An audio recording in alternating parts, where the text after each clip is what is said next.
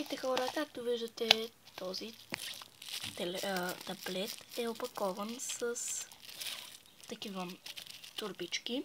Опаковал съм го няколко пъти, защото реших да направя един трик. Решаваме да снимаме, но телефона ми не е подводен, или така да се нарече.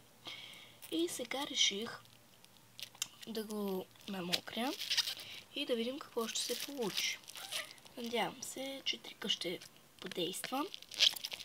Разбира се, поне че таблет е доста голям, аз съм го опаковала с тексо, но ако снимате с телефон, това няма да ви е нужно. Просто завръзвате ето тук, горе в ъгълчета, да взимате някакви такива турби, опаковате го доста пъти и нека сега да видим дали експериментът ще се получи.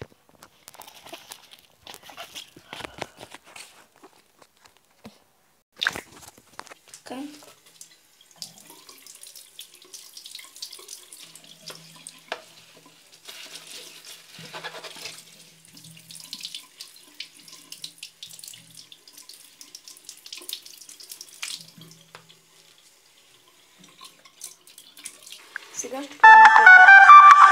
Сега ще пробвам ето такава кошечка.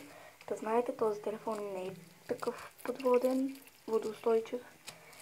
И се надявам да не стане нищо лошо. И сега нека потопим. Секунда.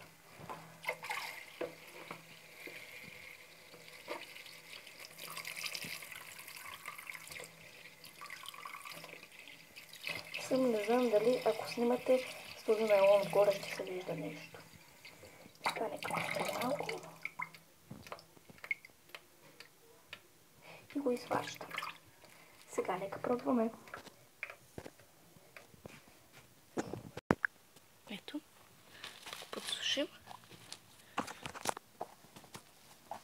И сега е време да тестваме. Сега ще опаковаме. Ще го разопаковаме. Като гледам, няма повреди по екрана му. Ох, се на ръка ми е доста трудно.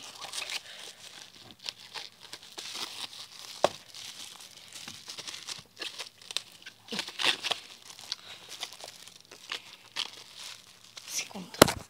Така. Само че тук трябва да ви оставя да гледате.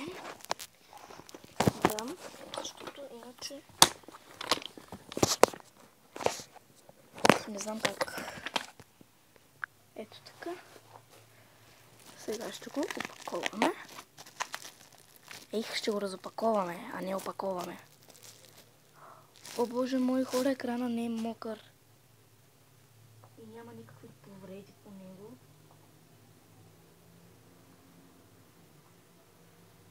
Оле, хора, това е чудо.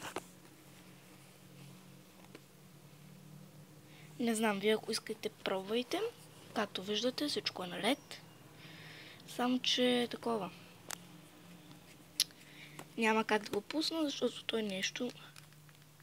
Иначе да, работи си, но батерията му е паднала. И ще го заредим. Не, че му е паднала, ми съвсем